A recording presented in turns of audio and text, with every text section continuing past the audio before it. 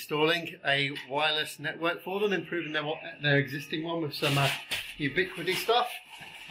Kyle's already here in his favourite place in the world. What? Inside a network cabinet type place? I get this camera to flip round. Controls are still bad on this camera. No good. Yes. Pressing it 3 times is just ridiculous. It doesn't do it all the time. So MacBook on its side as it should be. And then this is what they've got at the moment, which Carl's going to be improving.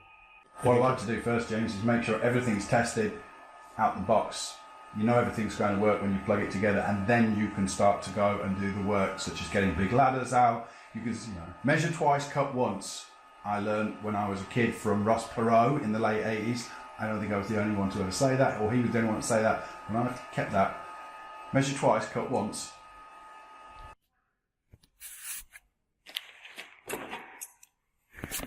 Time to go up the ladder to change this Wi-Fi access point out. Luckily it's only electrical ties on there, so I just got to snip them and off it comes. So there's a device on the network at the moment that gives out the addresses to all the computers so they can connect to the internet. Now we're going to put a new device in, and if you have 2 of them on the network at the same time, it doesn't work. One cancels out the other, so one goes off. Usually the one that goes off is the new one you introduce, i.e. the one we're introducing. What you want to do is find that device, know where the cable is to take it off, so you're not changing any configuration. All you're doing is unplugging a cable, so you can always put it back if you need to. And I've discovered it's this cable here, which I can tell because when I unplugged that, I can see now that the information where I'm getting a response back stopped getting a response back. And then I can plug it back in again, and I start getting a response back. So I know that that's the connection point. I can safely undo it, and it won't disrupt anything. A beautiful blue circle of a ubiquity access point. Now mounted. It's kind of difficult.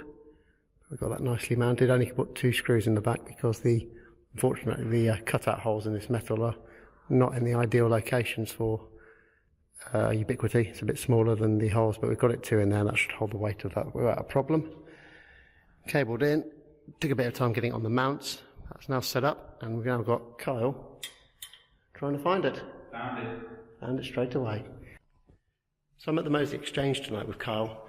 We've been doing a Wi-Fi access point installation, replacing the old ones with new ubiquity ones. They've been struggling to get signal around the building, and the Moseley Exchange is Birmingham's first co-working place where people come along to work and do stuff. So it's very busy during the day, lots of people using the internet and stuff like that, and the Wi-Fi just wasn't great.